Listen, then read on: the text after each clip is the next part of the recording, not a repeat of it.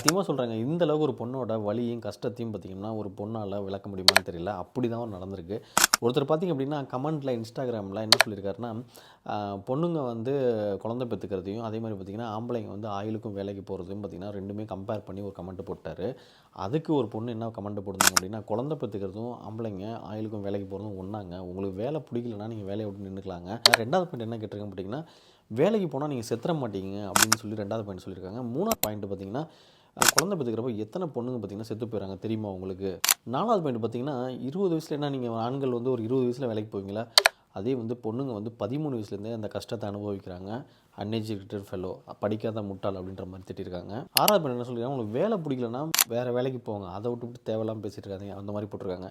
உண்மையாக சொல்கிறேன், இந்த கமெண்ட்டை பார்த்த உடனே எனக்கு என்ன தோணுச்சுன்னா, அந்த சேனலில் இந்த அளவுக்கு நம்ம வந்து புக்கு என்னதான் வந்து நம்ம புக்கு படித்தாலும் இந்த அளவுக்கு ஒரு கோட்டை வந்து ஒரு பொண்ணு வந்து எழுதியிருந்தாங்க. இது ரொம்பவே இன்ஸ்பயராக இருந்துச்சு. அதனால தான் உங்கள்கிட்ட ஷேர் பண்ணணும்னு நினச்சேன்.